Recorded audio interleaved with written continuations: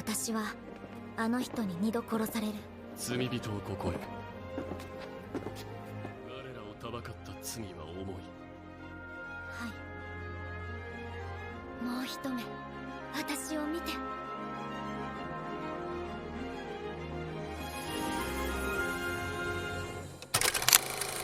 When I first started this series and watched this scene, I had no idea that it would be this heartbreaking. So, in the first few panels, we see the High Priestess and her attendant watching the chaos. The attendant questions if they should have told the illegitimate child everything, wondering if it would have been better for her to stay ignorant. Meanwhile, the creepy Alicia is standing there with those stitched eyes and tears are running down her face. She finds it strange, almost as if she's experiencing human emotions for the first time. Am I the only one who finds her creepy but at the same time thinks that she's innocent? I don't know, you tell me your thoughts about her. But I think she is the one who caused the lightning to strike the prison. If you remember in the previous chapters, when she used her power on Nina for a while, her eyes teared up back then as well. Then we go back to the most painful part. When Azure arrives at the scene of the destruction, he refuses to look at Nina. He keeps his eyes tightly shut because he's terrified that her star power will manipulate his heart again. He orders the guards to move her to a different cell, saying that in 10 days he will pass judgment in the court chamber. Meanwhile, Sol is standing right there looking worried. He can't believe Azure is just ignoring Nina and walking away while she's in such a state. They took Anne to safety. Even little Mohalam is being led away, leaving her completely alone in the rubble. He tries to step forward to talk to her, asking her to relax, but she shields her face and screams at him not to look. She is so convinced now that her eyes are a curse that she doesn't want anyone she loves to even glance at her. She tells Sol to leave her alone because she has nothing to say, murmuring that it's not a wish, but that he should leave. He stands there confused, but in the end decides to leave. She goes back to being trapped in a loop of thinking that her mere existence brings disasters. She sits there crying, wondering what she can do, looking at the spot where Anne was injured, telling herself she did it. She completely believes the priestesses now, and the worst part is that she even figures that Azure knows about this, about how she brings disaster. That's why he didn't look at her. She cries and cries, accepting the fact that her being there would hurt everyone. Huddled on the cold stone floor, her world goes dark as she breaks down and wonders what she should do. This was so sad, and I hated how Azure just left her. Even if he's trying to protect himself from being controlled, or if he's actually being controlled by others, leaving her to rot in a dark hole while she thinks she's a curse is just brutal. Next we see Sol walking through the palace, looking frustrated and deep in thoughts after Nina rejected his help. He replays how Azure was head over heels for her just days ago and now he just ignores her. He is sure that the astral villa told him something that caused this change, also deducing that the lightning strike, volcanic eruption, and the storm were all related to the Star Princess's power. It means that the stuff about the Star people being bringers of ruin might actually be true. And since he is pretty smart, he suspects the astral villa is intentionally trying to eliminate Nina because of her special powers, but he admits he needs proof. As he walks, he says that he's not just talking to himself, meaning that he has already sensed Hekami's presence.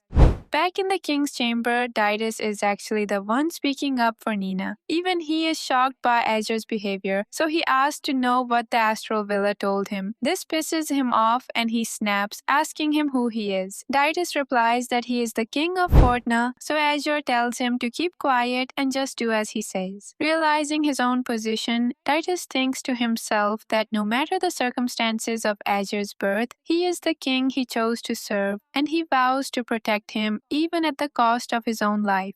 The scene shifts back to the dark, lonely cell where Nina is curled up. She is so broken that she wishes to just disappear, but then she panics because she remembers what the priestesses told her. Even a small wish can become a disaster. She tries to force her mind to go blank, telling herself she has to stop thinking about anything at all. She tries to think of something different, something fun, some good memories, but before she can think of something, she notices Hekami. He calls her Star Princess, not Princess Alicia, and tells her that he heard what happened at the birthday celebration, saying that he is here under orders from the old king to check on her. Right after seeing him, she gets up and hides her face. He tries to get her to open up, asking if she'll tell him what happened. However, she's still in a state of total despair and refuses to talk. He even mentions that the former king would likely take her under his protection if she explained the situation, but she doesn't want anyone to know that she brings disasters. She wants to at least stay as the good girl she was in their memories. He tries one last time, asking her personally, but she apologizes and refuses again. Then letting that go, he asks if there is anything he can do for her. It triggers her panic and she shouts that she doesn't want anything. She wishes for nothing, being terrified that any wish she makes will turn into a curse for the kingdom. But he doesn't give up. He gently rephrases it and points out that she will likely be expelled from the land soon. That's why he's offering one last time to do whatever he can for her. Finally, she softens. She asks about her friends. He confirms that Anne has regained consciousness and is recovering smoothly, and Moholom is well too and is visiting her friend. Toad is with Sett, saying that he looked a little bored. Hearing that her friends are safe gives her a tiny bit of peace. Then she makes one final quiet request, saying goodbye to Sett in person. So to complete her request, Hekami meets Soul and they put sleeping incense in Sett's room while he sleeps. Then he opens the cell door and helps her put on a dark cloak to hide her identity. They sneak out of the palace together, using a ladder to get over the vaults. Finally, she sneaks into his room, but he's fast asleep. Still, she apologizes to him, saying that she came to say goodbye. She knows that bringing him all the way here because she couldn't let go and then abandoning him like this is awful, but she can't do anything. She thought she could rescue his heart, but she was wrong. In her head, she feels lucky that he's unconscious because it means she can look him in the face. Though I felt really bad because I'm sure if he were awake and got to know about all this, he would take her side no matter what.